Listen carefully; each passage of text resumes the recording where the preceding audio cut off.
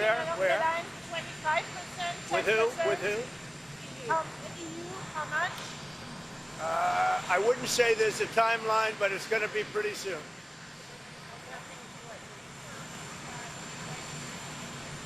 No, I'm not concerned. We may have short-term some little pain, and people understand that, but long-term, the United States has been ripped off by virtually every country in the world. We have deficits with almost every country, not every country, but almost. And we're going to change it. It's been unfair. That's why we owe $36 trillion. We have deficits with everybody. We help everybody. We've been helping everybody for years. And to be honest, I don't think they appreciate it. So we're going to change that. We're going to change it fast. We're going to make America great again. We have to focus on our country. We have tremendous potential if properly used, and we have to focus on our country. Tremendous deficits with China, tremendous deficits with the European Union, tremendous deficits with Mexico and Canada. And why? What's the purpose of that? Why would we have deficits?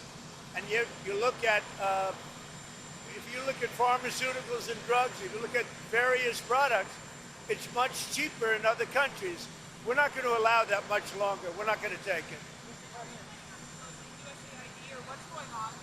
Well, it's been run by a bunch of radical lunatics, and we're getting them out.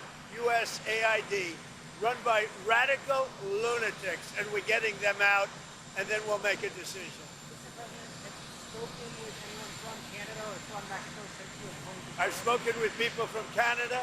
I've spoken with people from Mexico, and I've spoken to a lot of other people too. Prime Minister Trudeau or I'm speaking with Prime Minister Trudeau tomorrow morning, and I'm also speaking with Mexico tomorrow morning. And I don't expect anything very dramatic. We put tariffs on. They owe us a lot of money, and I'm sure they're going to pay. Would you send troops to take the Canal of Panama? About what? Panama, the Canal of Panama. Would you send US troops? I don't think troops will be necessary in Panama. What Panama has done is terrible for national security for this part of the world. And, you know, 70% of the signage on the Panama Canal was written in Chinese. That's not right. It wasn't meant for China. It should have never been made. The deal was a ridiculous deal. We lost 38,000 people building the Panama Canal, one of the great wonders of the world. 38, think of it, 38. It was the most expensive project ever built by this country, if you take it forward. The most expensive project ever built. We lost 38,000. And what happens? China owns it all of a sudden? It's not going to happen. We're not going to let that happen. We have national security concerns, and they wouldn't let it happen either. Mr. President, what does Canada and Mexico need to do for you to lift the tariffs? What are specifically you want? They'd have to balance out their trade, number one. They've got to stop people from pouring into our country, and we've stopped it. They haven't stopped it. We've stopped it.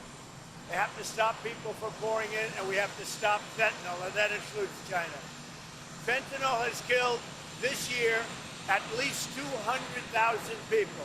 It's pouring in from China through Mexico and Canada, and they've got to stop it. And if they don't stop it, the tariffs are going to get worse, a lot worse. Mr. President, going to the border.